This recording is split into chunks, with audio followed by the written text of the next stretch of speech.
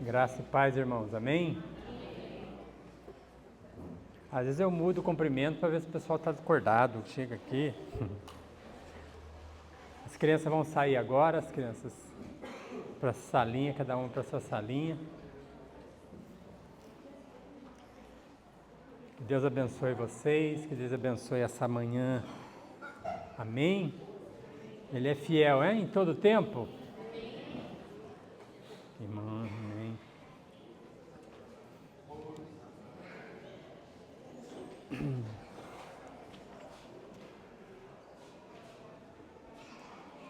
Hoje a gente vai falar sobre honestidade e saúde espiritual. Duas coisas. A gente está fazendo e meditando um tempo no livro de Tiago. Nós estamos chegando no final, no último capítulo, capítulo 5, e nos versículos finais também. Hoje a gente vai ler do 12 ao 16. E ele começa falando sobre honestidade. É interessante que... O que é ser honesto para você? Você é considerado uma pessoa honesta no ambiente que você vive, né? Você é verdadeiro, você é íntegro, você é justo. Tanto em palavra como em ações. Pensa aí. Tem falando com o pastor Luiz Ueda é um missionário, ele e a Tani são missionários da Aliança no Japão. Eu sempre que converso com o pastor Luiz, eu sinto uma paz, ele transmite uma paz para a gente, ele e a esposa, uma alegria, né? E muito, na outra vez que ele veio aqui, ele falou sobre o povo japonês, né? O povo japonês é um povo muito correto, muito correto na maneira, né, de agir. Diz que um senhor achou um dinheiro num banco no Japão e ficou todo alegre. Falou, nossa, que Deus foi bom, né? Me abençoou com esse dinheiro. Aí foi falar com o japonês falou assim, leva para a polícia, não é seu. Aí ele falou, nossa, mas eu achei... Eu falei, não é seu, leva para a polícia. Aí ele foi, entregou para a polícia para descobrir quem que era o dono daquilo. Não te pertence. Isso é uma ilustração sobre honestidade que às vezes nós já tivemos. O Brasil já foi um país com mais integridade, com mais honestidade, em que o fio do bigode, né? Fazia negócio no fio de bigode que eles falam. Mas hoje a gente está vivendo, talvez não só no Brasil, mas em muitas partes do mundo, um tempo de desonestidade, de pessoas quererem ganhar em cima do erro do outro e tudo. Isso é complicado, né? E Tiago começa esse texto no versículo 12, e a gente vai ler do 12 ao 16 agora, e vamos orar, para que Deus possa nos ensinar essa semana, essa manhã, né, sobre isso. Pai querido, quero agradecer ao Senhor por essa manhã. O Senhor é fiel e fiel em todo o tempo. O Senhor é bondoso, misericordioso, e que a Tua palavra possa agora vir de encontro ao nosso coração, a nossa mente e nosso coração. Nos ensina, nos dê sabedoria, nos dê entendimento, tanto os irmãos que estão aqui como aqueles que estão em casa possam ser tocados pelo Senhor, pela Tua palavra, porque o que nós clamamos mesmo é que nós possamos adorar o Senhor em espírito e em verdade. E a adoração ao Senhor vem muito de ouvir e praticar a Tua palavra. Santifica-nos na verdade, a Tua palavra é a verdade, assim diz a Tua palavra. Toca no nosso coração e transforma a nossa vida, para que ao sair daqui a gente tenha como princípio ser digno, honesto, fiel ao Senhor. Em nome de Jesus. Amém. Amém. Diz assim a palavra. Acima de tudo, porém, meus irmãos, não jureis nem pelo céu, nem pela terra, nem por qualquer outro voto. Antes seja o vosso sim, sim, o vosso não, não, para não caíres em juízo. Está alguém entre vós sofrendo? Faça oração. Está Está alguém alegre? Cante louvores. Está alguém entre vós doente? Chama os presbíteros da igreja e estes façam oração sobre ele, ungindo-o com óleo, em nome do Senhor. E a oração da fé salvará o enfermo e o Senhor o levantará. E se houver cometido pecado, ser-lhe-ão perdoados. Confessai, pois, os vossos pecados uns aos outros e orai uns pelos outros para serem curados. Amém? O contexto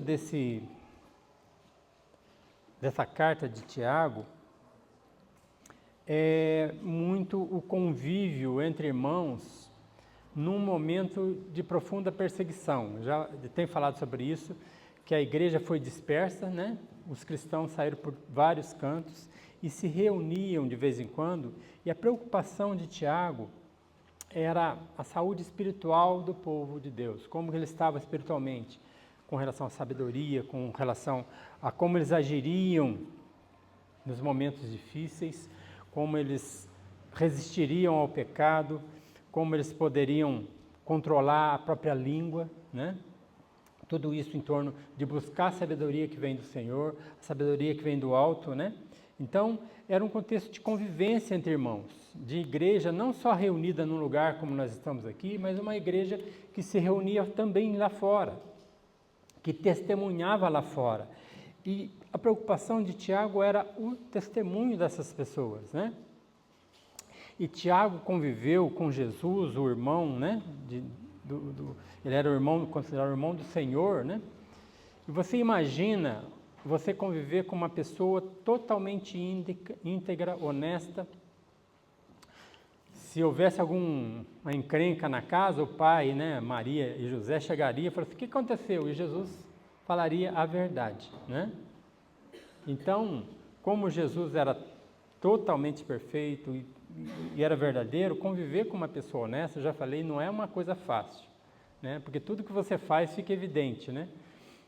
Seu pecado está evidente e ele não peca. Então, mas baseado nessa convivência, quando Tiago entende o Evangelho, quando ele se rende ao próprio irmão como Senhor, né?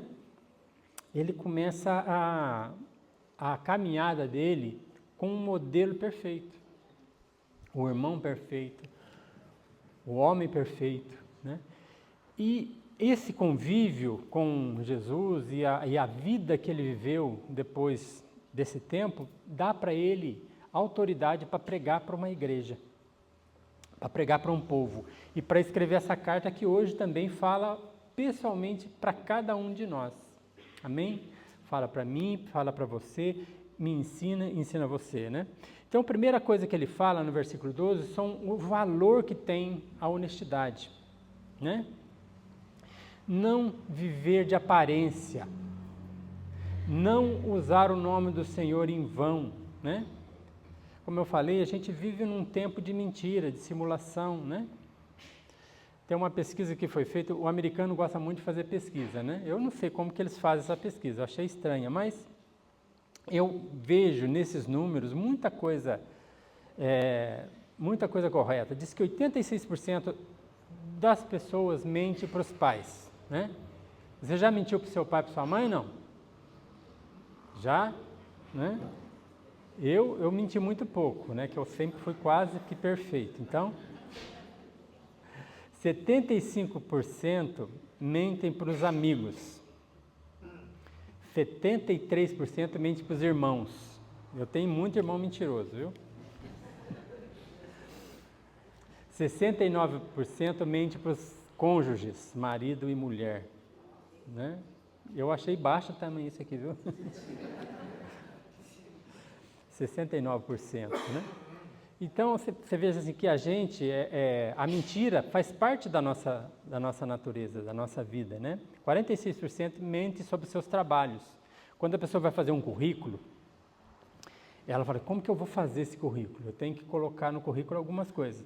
E aí ele trabalhou 6 meses numa empresa, fala: trabalhei 2 anos, né? E ele coloca ali, porque para ser aprovado, né? Então, tem muita maneira da gente mentir, né?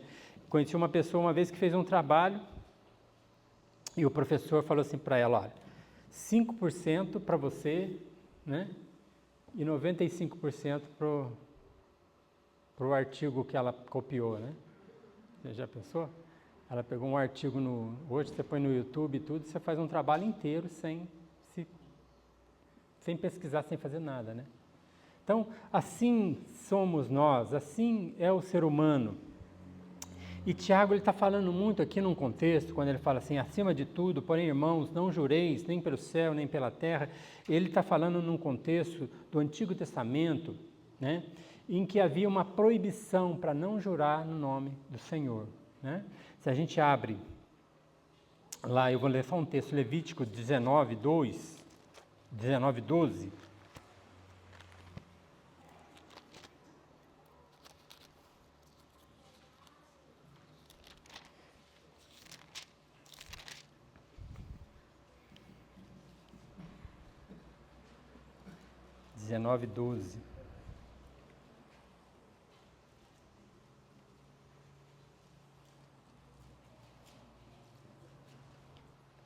Aí, está ali o texto. Diz assim, nem jurareis falso pelo meu nome, não, pois profanareis o nome do vosso Deus, eu sou o Senhor. Tem outros textos, até Deuteronômio, tem bastante textos que falam sobre isso. Não jurar no nome de Deus em vão. Se você fala alguma coisa e fala assim, eu juro por Deus, né? As pessoas falam, juro por Deus. Muitos políticos usam muito juro por Deus, né? E o que os rabinos faziam? Eles falavam, bom, jurar no nome de Deus não pode, mas jurar pelo pai Abraão eu posso. Eu jurar no nome de Deus eu não posso, mas eu posso jurar no nome da minha mãe, né? Minha falecida mãe, que está lá no túmulo. Então, eles começaram a burlar. Não é pecado jurar por qualquer outra coisa. Agora, por Deus é. Porque se eu não cumprir, eu não tenho isso como pecado. Abra sua Bíblia em Mateus, capítulo 5. Como eu falei, Tiago, nessa carta tem muito, mas muito do Sermão do Monte de Jesus. Então, o Sermão do Monte ficou tão marcado na vida dos discípulos, na vida das pessoas que estavam presentes, ouvindo. E muitos dos princípios que Tiago escreve na carta dele vêm do Sermão do Monte. Muitas coisas, né? Então, em Mateus 5, Jesus fala assim, também ouviste o que foi dito aos antigos, não jureis falso, mas cumprirá rigorosamente para com o Senhor seus juramentos. Esse era o princípio. E como eu falei, os rabinos começavam a jurar por outras coisas que não ao Senhor, para não achar que eles estavam em pecado. Aí Jesus fala assim no 34, eu, porém, vos digo, de modo algum jureis, nem pelo céu, nem pelo trono de Deus, nem pela terra, por ser estrada dos seus pés, nem por Jerusalém, por ser cidade do grande rei, nem jures pela tua cabeça, porque não podes tornar um cabelo branco ou preto. Seja, porém, a tua palavra sim, sim, não, não. O que disso passares vem do maligno. Então, o Jesus está ensinando para aquele povo a não jurar, mas cumprir o que promete. Nós somos pessoas que cumprimos aquilo que nós prometemos, né? Nós temos que entender que o mesmo ensinamento de Jesus está sendo passado por Tiago aqui, olha, vocês não devem jurar, mas vocês devem cumprir aquilo que vocês devem fazer, né? Então, não é só falar em nome de Deus que é pecado, mas se você promete algo e não cumpre, é pecado. Então, o peso era muito maior do que somente burlar uma lei, burlar um mandamento que é precioso de Deus, né? Nós, eu e você, somos chamados à honestidade, à obediência à palavra de Deus, a falar e cumprir o que a gente está falando, né? Então, a importância, né, da gente cumprir, né? Marcou um horário, chega antes, né? Fez um propósito, cumpra aquele propósito. Tratou um serviço com alguém, paga o valor que você combinou. Tudo a gente tem que entender que nós temos que ter palavra, né?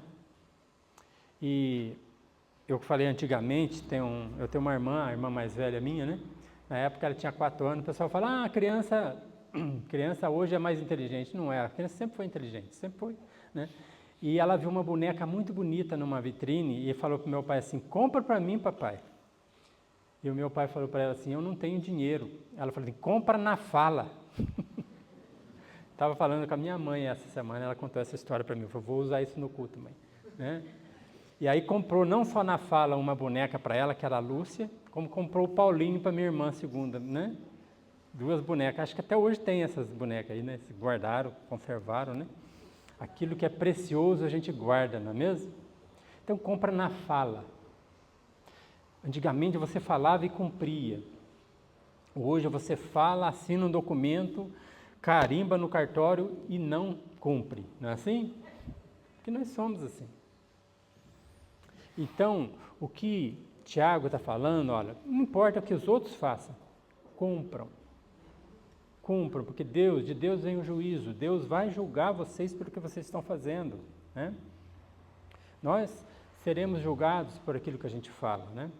Hoje, assim, a gente, no casamento, eu faço o casamento e às vezes o casamento não dá certo, né? Mas a gente, nas juras fala assim, e prometo ser fiel na saúde, na doença, na alegria, na tristeza, na prosperidade e na fartura e na pobreza, né? E às vezes por muito menos do que essas promessas, um casamento se desfaz.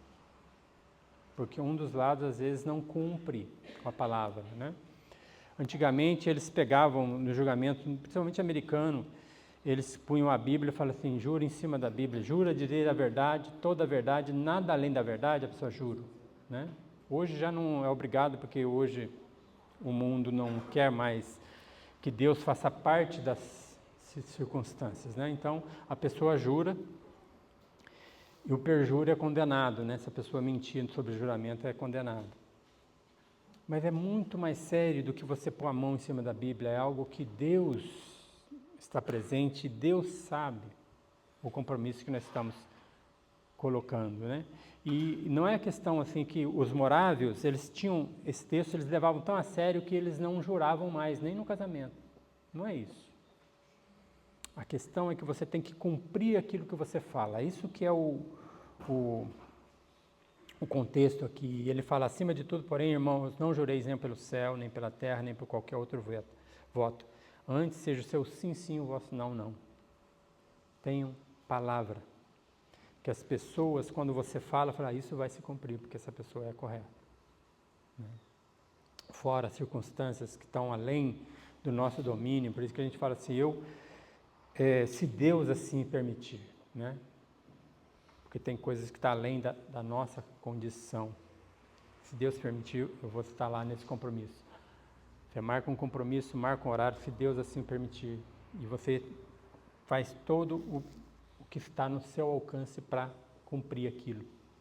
Então ele começa com esse ensinamento. E nós, como cristãos, nós temos que olhar e falar, será que eu tenho sido honesto? Será que as pessoas olham para mim e falam, esse tem palavra, esse cumpre o que prometeu? Será que as pessoas que veem em nós, né, como cristão, que convive com cada um de nós, tem a gente como pessoas honestas mesmo? Né? Porque muito da questão do testemunho cristão é a pessoa olhar para a pessoa... A gente vê muito na questão política, né? O político fala uma coisa e não cumpre. Diz que vai fazer algo e não cumpre. Promete e depois não faz nada daquilo que prometeu. Assim é o mundo que nós vivemos, mas nós temos que ter palavra. Né? Primeira questão para nós, né, nesse texto. A segunda questão está na questão espiritual. E aí, Tiago vem com a questão sobre como que nós estamos como igreja. Não só questão de saúde física, mas saúde espiritual. E para começar esse texto, porque esse aqui fala cura com óleo, eu queria contar a história de uma mulher que chama Joni Eareckson. Joni Eareckson era uma menina de família cristã e que foi num retiro espiritual aos 14 anos. E nesse retiro ela sentiu um chamado de Deus. E nesse chamado, Deus falava que ia usar ela tremendamente. E ela, naquele dia, ela entendeu que que Deus tinha um propósito para a vida dela. E ali ela dá um passo por Jesus e começa a seguir Jesus. E ela era tenista, ela fazia maratona, ela era esportista, ela tinha cuidava do físico e tudo. E um dia ela foi numa praia com uma irmã dela e nadou até um local, né? Subiu acho que é pier que fala, e ela pulou, né? E era raso, ela não percebeu que era raso, ela bateu com a cabeça no fundo do mar lá e fraturou a 4ª vértebra. Então ela ficou tetraplégica que fala, tá? Tem muito pouco movimento na mão e na cabeça. Mas quando ela sofreu esse acidente, ela falou, não é possível isso. Deus disse que tinha um propósito para a minha vida. Então, como ela era cristã, ela promoveu um culto de cura. E ela falou para as pessoas, depois desse culto de cura, eu vou bater andando na sua casa. Ela falou para as pessoas. E o culto foi muito fervoroso, né? Só que, pouco a pouco, as pessoas foram saindo, porque o milagre não aconteceu. E ali, ela ficou profundamente depressiva. As pessoas saíram e ela ficou ali quieta no canto dela. Eu falei, e agora? Então, Deus não cumpriu aquilo que falou para mim, que ia me usar tremendamente. E aquilo ela foi fazendo tão mal para ela que ela entrou em depressão. E ela sempre questionava a Deus em oração, Senhor, por que o Senhor não me cura? Deus cura ou não cura, irmãos? Amém? Cura todos? Não. Mas se hoje tiver alguém enfermo aqui, ele pode curar, eu não tenho dúvida nenhuma disso. Mas também Deus tem um propósito que está acima daquilo que a gente enxerga. E com o tempo ela foi orando, pedindo a Deus e tudo. Ela foi em alguns cultos, ela errou e foi em alguns cultos desses pregadores de cura, né? E ela saía desses cultos frustrada porque o pregador falava assim, você não tem fé suficiente para ser curado. Não é assim que as pessoas falam? Né? Eu uma vez estava atendendo uma cliente da clínica que eu trabalhava, que eu trabalhava nessa clínica, e uma mulher chegou com uma criança que tinha um problema um problema na pele muito grave, que quando ela esfregava os dedos um no outro, sangrava e colava um dedo no outro, né? E ela foi lá para a gente colocar uma luvinha de silicone para que aquilo não acontecesse. E eu conversando com ela, ela falou assim para mim, eu passei na frente de uma igreja, lá no centro, que era um antigo cinema lá. Aí o pastor chegou e falou para mim, você tem fé para curar seu filho? Eu falei assim, eu tenho fé. Eu falei assim, então seu filho não é curado porque você não tem fé. E aquilo deixou ela tão mal. Quando ela ficou sabendo que eu estava estudando para pastor, ela me fez esse questionamento. Eu falei, você devia ter falado para ele, o senhor tem fé para curar minha filha? Então ora para ela ser curada. Não é questão disso. Aí eu falei para ela, você ama seu filho? Eu falei assim, eu amo. Como eu amo? Dói até de tanto que eu amo ele. O sofrimento dele faz parte da minha vida. Eu falei assim, então, o que você deseja para ele? Cura ou o amor de Deus, que Deus tem demonstrado sobre a sua vida, sobre a vida dele. Esse relacionamento que você tem com essa criança não é suficiente para você? Ela falou, todo suficiente. Eu não preciso de nada. Se Deus curar bem, se não curar, então é isso. Eu pude falar do evangelho para aquela mulher. Mas a Joni Eareckson, que eu estava falando, ela falou assim, não sou especialista em tetraplegia, mas todas as manhãs digo que não posso viver sem Deus. Por isso peço pela sua força, mostrando a minha dependência sincera dele. Porque o plano de Deus para mim não era curar o meu corpo, mas era curar a minha alma. O plano de Deus não é curar para mim, não era curar meu corpo, mas curar minha alma. Hoje ela é pintora e palestrante. Você põe assim, Joni Eareckson no YouTube, o testemunho dela você vai ver.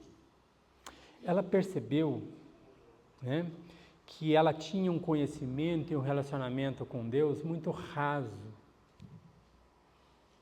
E com a doença e com a tetraplegia, ela começou a ter mais dependência de Deus, mais intimidade com Deus. E quando ela fala de Deus, ela fala de um Deus real, que curou a alma dela.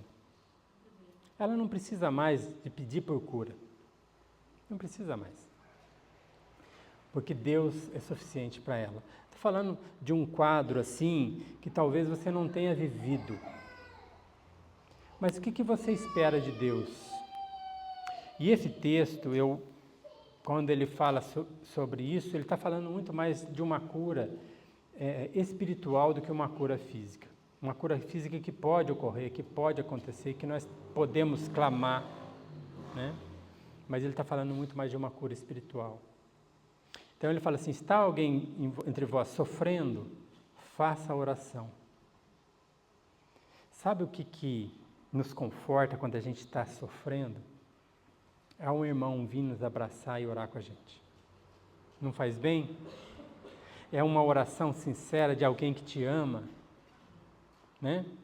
Mesmo que peça por cura, se esse sofrimento aqui for alguma coisa relacionada à doença, né? Se está alguém sofrendo, faça uma oração. Esteja presente com as pessoas que estão sofrendo. Faça parte da vida das pessoas. Igreja, irmãos, é se importar com o próximo. Né? Quantas pessoas ficaram doentes aí que a gente orou, pedindo oração em célula, né? Teve um menino aí autista que ficou uns domingos sem vir porque estava doente. Fez falta para nós, viu, seu filho? Muita falta para nós. As pessoas não deixaram de orar, porque se importam, né? É isso que ele está falando aqui, Tiago, olha, não vá na casa da pessoa visitar só para comer, não, vá para orar, para visitar por amor, né? Está alguém alegre, cante louvores, né?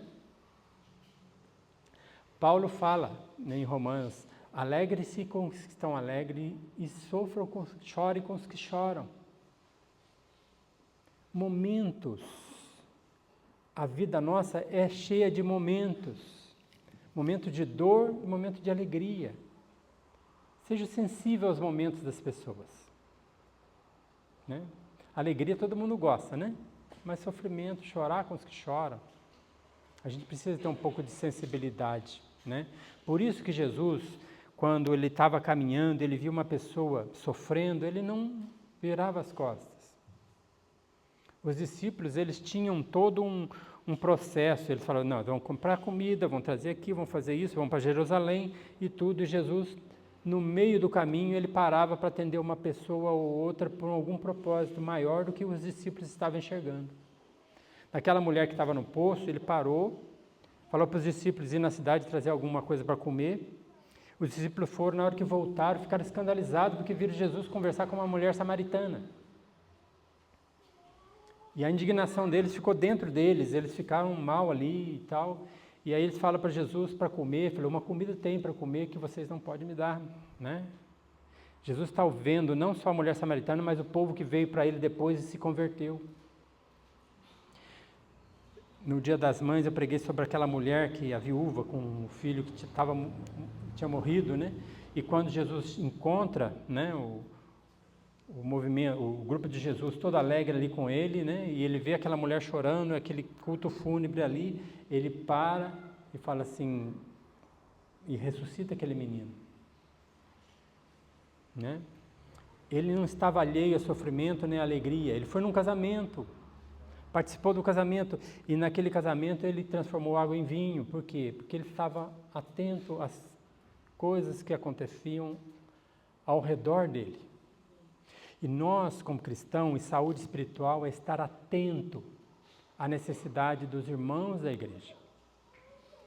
Tanto eu como você temos que estar atento. Por isso que ele fala assim, se está alguém doente, chama os presbíteros da igreja. Pessoas que vão lá na casa, vão no local para atender a uma pessoa, mas com o coração cheio da presença de Deus. Né? Faça a oração ungindo com óleo. Esse ungir com óleo aqui, às vezes você pensa que é só lá e derramar óleo em cima da pessoa, ou uma gotinha de óleo na testa.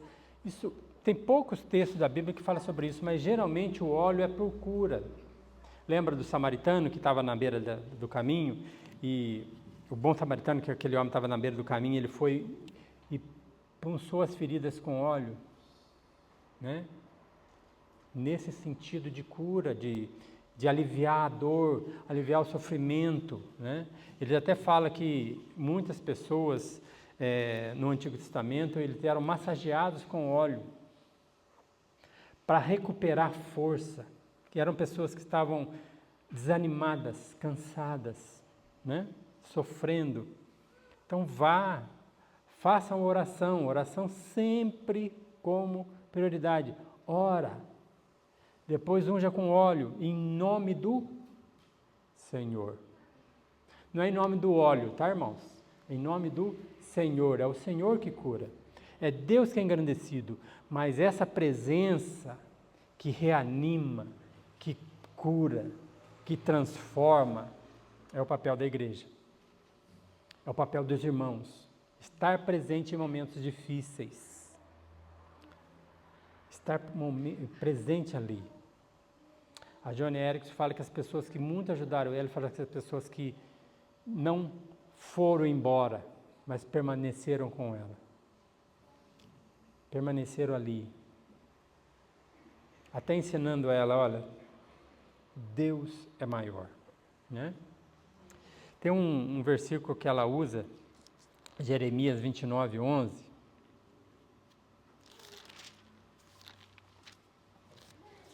É um versículo que a gente usa muito e parece meio, né? No caso dela, né, ela pensava muito nesse versículo, e esse versículo foi que deu ânimo para ela. Ele fala assim: eu é que sei que pensamento tem a vosso respeito, diz o Senhor, pensamento de paz e não de mal, para vos dar o fim que desejas, né? Espera aí, mas eu fiquei tetraplégica e Deus tinha um pensamento para mim de paz e não de mal. Como é que você avalia isso com relação a alguns momentos que você passa, em que a gente se revolta às vezes com Deus, né? Ela está falando que nesse versículo ela entendeu que o propósito maior de Deus para ela era quando ela fazia palestra, falava do testemunho dela e pessoas se rendiam a Cristo. E que curava pessoas que estavam destruídas, que dava ânimo para pessoas que tinham sofrido alguns problemas. As palestras dela geralmente vão muitas pessoas que tiveram acidente, que tiveram problemas sérios, as pessoas levam para ouvir o que ela tem para falar. Que Deus é muito maior que a dor, muito maior que o sofrimento, né? E a igreja tem que olhar isso de uma forma, não sem estar ali, não, estar junto, abraçando, cuidando, né? Então, o que Tiago está falando aqui é que Deus cura a nossa alma, é o mais importante. Não só para o corpo, mas para a alma. E ele fala de algumas armas que a gente tem para enfrentar o mundo, né? A primeira arma que a gente tem para caminhar é a oração.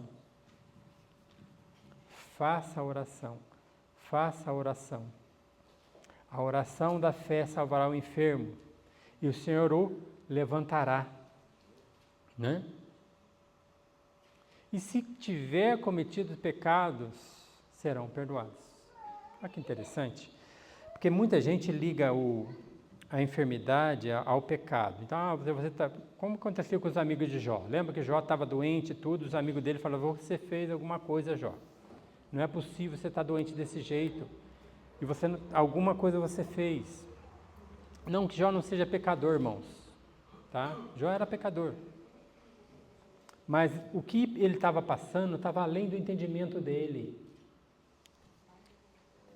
Então ele fala sobre confissão, né?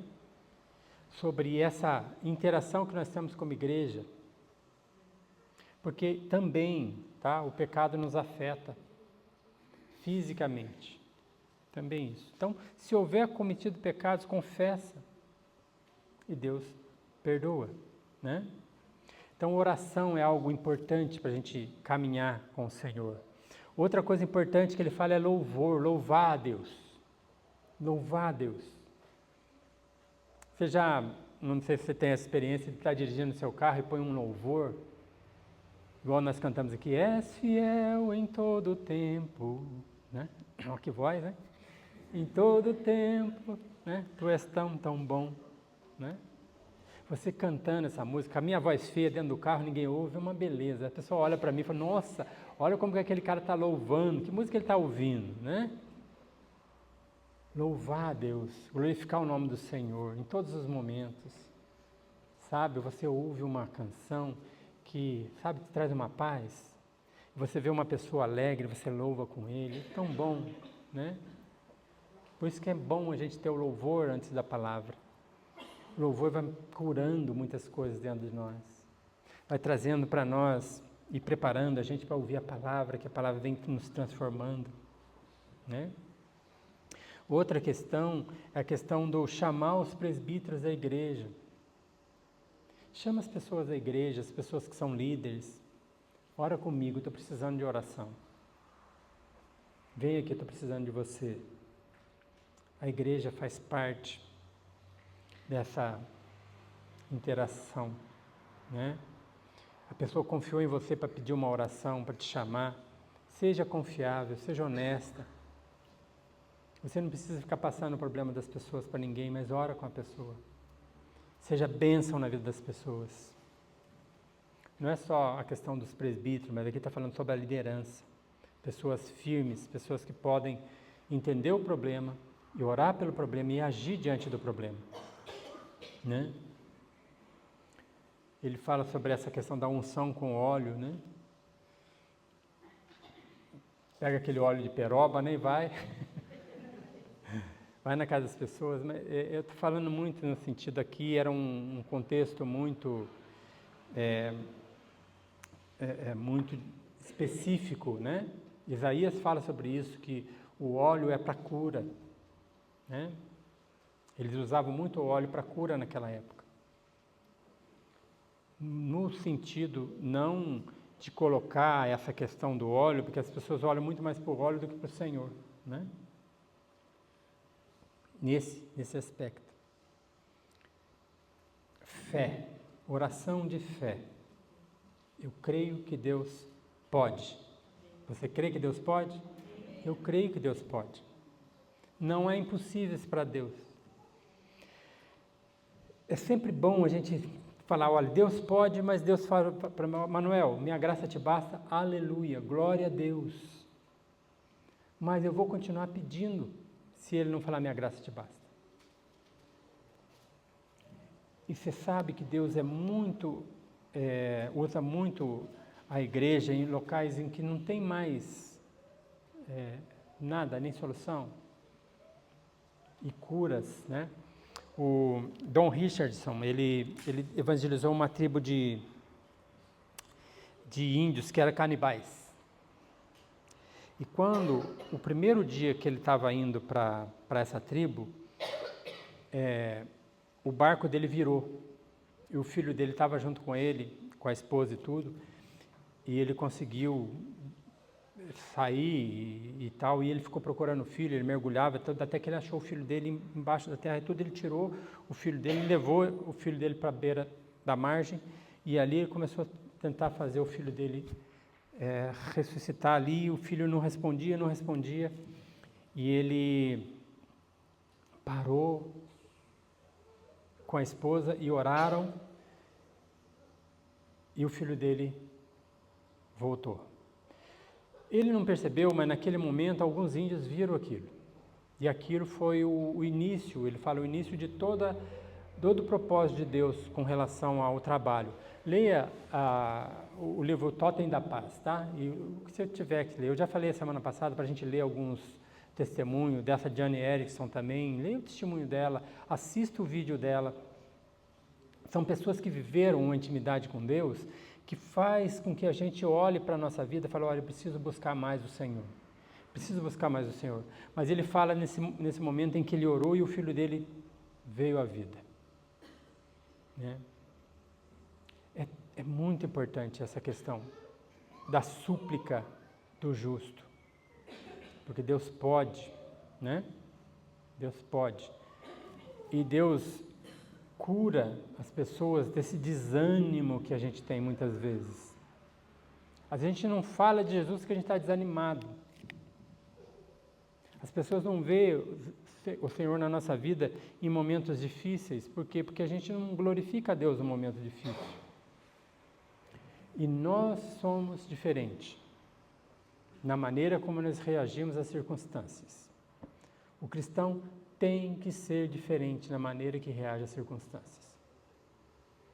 Procura ir no hospital e você encontra um crente fiel que está ali num problema difícil. Você vai ter uma lição de vida ali. Porque ele tem esperança. Ele tem esperança. Então, a questão da igreja e da saúde espiritual da igreja é esse ânimo que nós temos que nos animar uns aos outros, caminhar uns com os outros, né? E ele fala também uma coisa que o que mais atrapalha a nossa comunhão com Deus é o pecado. O que mais atrapalha a nossa saúde espiritual é o pecado. Então, arrependimento e perdão. Confessai, pois, os vossos pecados uns aos outros e orai uns pelos outros, para seres curados. Aqui é muito mais uma questão espiritual. Se você está vivendo uma vida de pecado, confessa, peça perdão. Não deixa o pecado te dominar a ponto de tirar você do prazer de estar na presença de Deus. Peça perdão, se arrependa. Peça ajuda de pessoas que são firmes na fé, que possam te ajudar a vencer o pecado, a vencer a tentação. E o propósito de Deus é muito maior do que a gente pode imaginar. E essa Joni Eareckson, ela entendeu isso. Que aquele chamado que ela teve aos 14 anos, ela tinha que ser provada, cuidada, restaurada, para poder ser usada por Deus. Muitos anos depois. Ela é casada, tá? Mas se você olha para ela, você vê alegria, né? Tem um outro que eu esqueci o nome dele, ele não tem os braços e as pernas, tá? Você acho que já viram o testemunho dele. Ele tem só ele fala que um dedinho que Deus deu para ele, né? E ele toca instrumento, ele nada, ele faz um monte de coisa, surfa. E ele fala que quando ele nasceu, ele não viu, a mãe e o pai dele ficaram muito arrasados, e ele também ficou muito em profunda depressão, até o momento que ele conheceu o Senhor Jesus. E o testemunho dele é esse: você tem braço, você tem perna, você tem boca, você tem olho, você tem tudo, e você não está alegre na presença do Senhor. O que nos alegra não é como nós somos, né? Não é a nossa aparência, mas o que nos alegra é o Senhor presente na nossa vida. E todos precisam do mesmo Deus. Amém? Então, a igreja ela tem que ser viva e tem que levar vida. Amém? Vamos orar? Estamos acabando o livro de Tiago. Alguém leu Tiago aí, esse tempo que a gente está pregando? Não? Não? A gente mente, tá? Teve um pastor que falou assim, olha, a semana que vem todo mundo aqui lê Josué 25. Aí a igreja chegou no outro domingo e falou, quem leu Josué 25? Metade da igreja levantou a mão. Falou, Josué só tem 24 capítulos. Né? Às vezes a gente fala que lê e não lê, sabe? Estou lendo o livro de Tiago, estou estudando o livro de Tiago com vocês, leiam. Né? Agora está faltando um pouquinho, lê o resto também. Faz bem para você, tá bom? Vamos orar, eu não sei que canção que eles vão cantar.